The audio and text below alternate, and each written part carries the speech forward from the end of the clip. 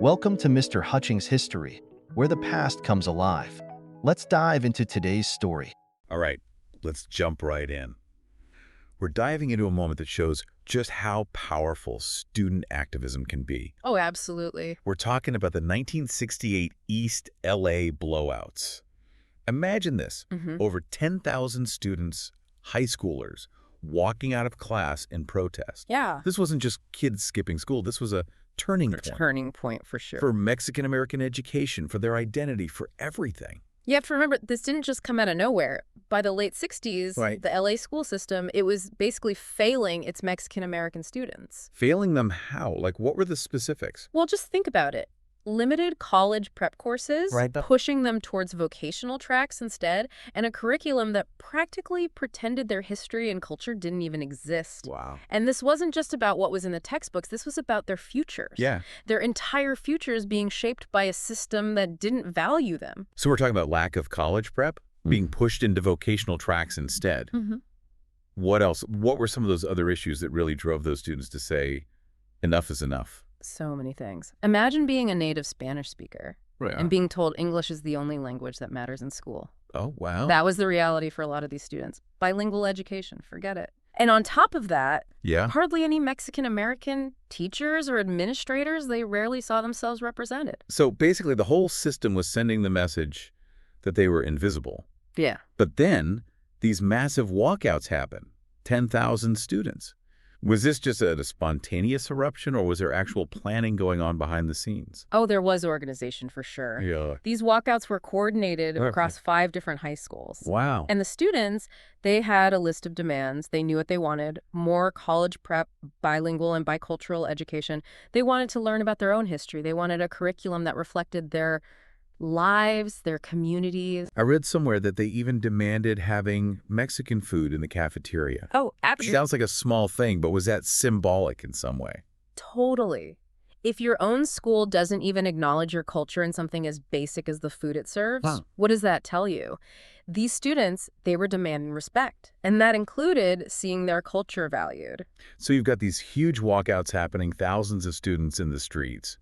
How did the authorities react to all of this? Well, there was pushback, of course. Go. Arrests were made. You But what's interesting is the public support for those students was so strong that the charges were eventually dropped. Wow. And it wasn't just an LA thing either. Huh? These blowouts, they sparked a movement.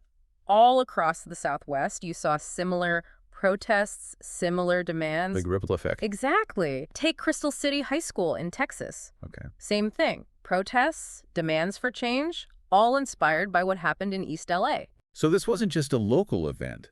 This was the start of a much bigger push for change in Mexican-American education. It really was. But it seems like it went beyond just schools, right? It became about identity, too. Absolutely. Think about how Mexican Americans saw themselves before those protests Okay. and how they saw themselves afterwards. The word Chicano. Yeah. Before the blowouts, it was often used as an insult, a way to put them down. But the students, Wow. they took that word back. They turned it into something to be proud of, a symbol of their resistance. So it became a badge of honor instead of a way to hurt them. Yeah. Powerful, right? It is. That shift is really fascinating. Sure. But this reclaiming of Chicano, was it tied specifically to education, or was there a connection to other things going on at the time? You have to see it as part of the bigger picture. Look. The blowouts were part of this whole Chicano movement sweeping the country. Think about Cesar Chavez fighting for farm workers' rights. Reyes Lopez Tijerina fighting for land grants. These were all connected. It was all about equality, about self-determination. So these high schoolers in East LA, Yeah. they were part of this much bigger fight for social justice, for civil rights. For their right to be seen and heard. Exactly. And it didn't end with the protests, did it? This energy, this momentum, it actually led to some pretty significant political development. In 1969, you had the founding of La Raza Unida Party, directly fueled by the energy of the blowouts. For our listener who might not be familiar with La Raza Unida, can you give us a quick breakdown? What were their goals? What do they stand for? They were all about building political power for Mexican Americans. La Raza Unida means the united people. They pushed for things like bilingual education, economic equality, preserving their cultural heritage. This wasn't just about making noise. Those blowouts had real political consequences. So we're starting to see the ripple effect. The blowouts forced schools to confront their failures. They sparked this cultural reawakening, and they even helped launch a whole political movement. But looking back now, how do historians make sense of all of this? I mean, there must be different ways to interpret what those protests meant, both then and now. You're right. Historians have looked at the blowouts from all sorts of angles. Like what? Give me some examples. Well, you have progressive historians, folks like Carrie McWilliams. They saw the blowouts as really exposing the deep-seated inequality faced by Mexican Americans. They'd argue that these protests, they were a direct response to the marginalization, economic and cultural, that this community had faced for so long. So for them, it was about shining a light on those systemic issues that were holding Mexican Americans back. Exactly. But then you have another perspective. Okay. The social history perspective, championed by scholars like Vicky Ruiz, their focus is more on the grassroots energy, the community-driven nature of the blowouts. It was students, parents, community members, all working together to challenge this discrimination. So instead of focusing solely on the big picture, they're highlighting the collective power of the community. Exactly. It wasn't just about a few charismatic leaders giving speeches. It was about everyday people coming together to say, we deserve better. That must have been incredible to witness, this whole community mobilizing like that. But were there any historians who questioned the lasting impact of all of this? Did things really change as a result of the blowouts? Well, that's where the revisionist perspective comes in. Wow. Historians like Matt Garcia, while acknowledging the immediate reforms that came about because of the blowouts, question whether those reforms really got to the root of the problem. So they're digging deeper, asking, did these changes actually create a more just and equitable system, or were they more like, I don't know, cosmetic changes? Precisely. They challenge us to look beyond those immediate wins and consider the long-term impact.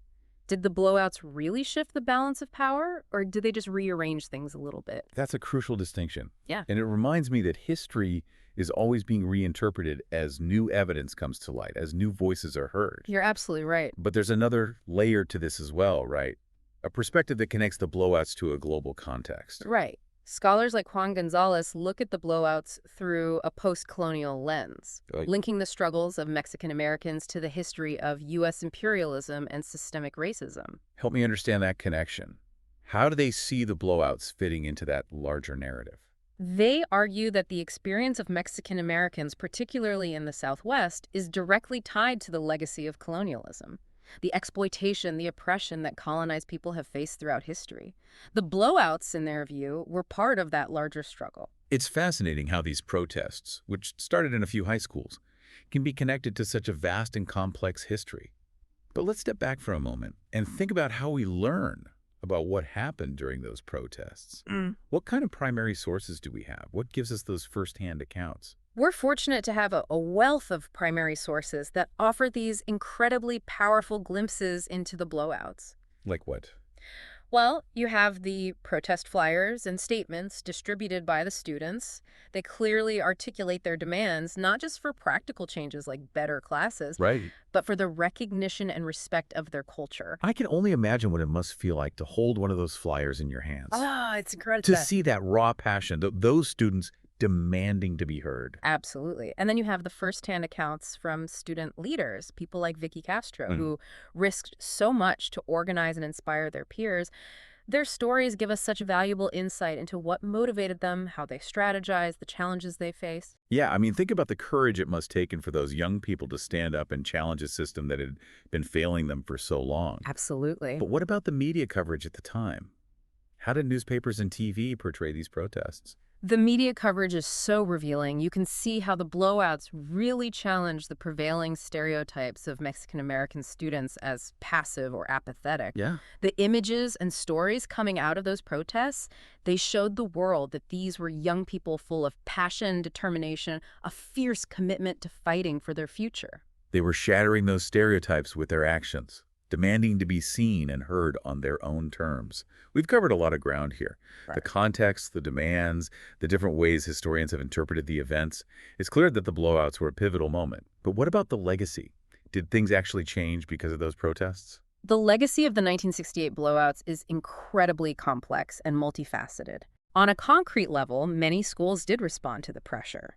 They implemented bilingual and bicultural programs, started hiring more diverse staff, and even included Mexican-American history in the curriculum. So the system, in a sense, was forced to acknowledge the students' demands and make some pretty tangible changes to the education it was providing.